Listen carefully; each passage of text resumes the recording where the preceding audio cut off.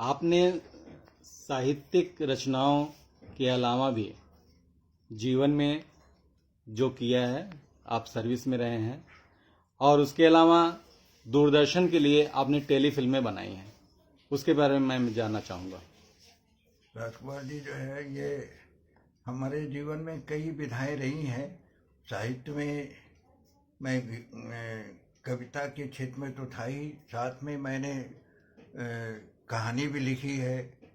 उन कहानियों को पर्दे पर लाने का भी हमारा मन था, इसलिए दूरदर्शन का सहयोग मिला मुझे। तो यहाँ दिल्ली में रहने से एक लाभ ये था, दूरदर्शन का सहयोग मिला तो मैंने सरकारी योजना के अंतर्गत कई जो है टेली फिल्में बनाई, जैसे कि रिश्ते और 1 घंटे की फिल्म है, उसमें विधवा विवाह के ऊपर, विधवा का पुनः विवाह हो, इस पर मैंने आधारित कहानी मेरी ही लिखी हुई थी, उसको मैंने 1 घंटे की फिल्म बनाई है, उसका नाम है रिश्ते। दूसरी टेली फिल्म बनाई थी संकल्प।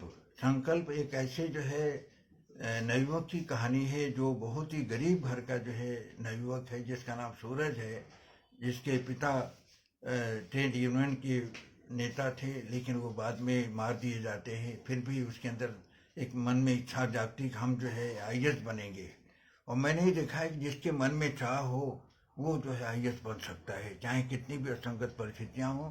वो संकल्प फिल्म 51 देशों में दूरदर्शन ने दिखाया और उसको काफ़ी तारीफ मिली, जिसने भी देखा है वो बहुत पसंद किया। उसकी कहानी भी मेरी थी, पटकथा भी मेरी लिखी हुई थी। तो मैं इन विधाओं में भी मैंने प्रयास किया, अपने ढाला।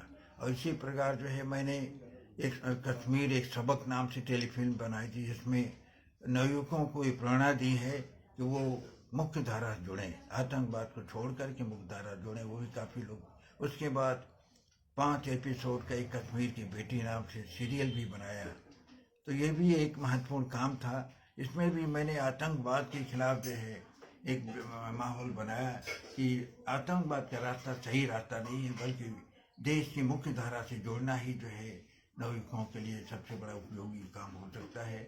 और कश्मीर के युवकों को प्रेरणा दी कि वो अपने देश की जो है सेवा में लगें, और देश की सेवा में लगने से देशभक्ति भी होती है और उनका भी जो जीवन को उपार्जन बन जाता है। इस तरह से कश्मीर की बेटी का भी काफ़ी जो है लाभ हुआ और उसका प्रचार हुआ। तो बहुत बहुत धन्यवाद आपका, आपसे मिलकर बहुत खुशी हुई। धन्यवाद जी, आपने कम से कम हमें इस तरह की अपनी चर्चा करने का मौका दिया।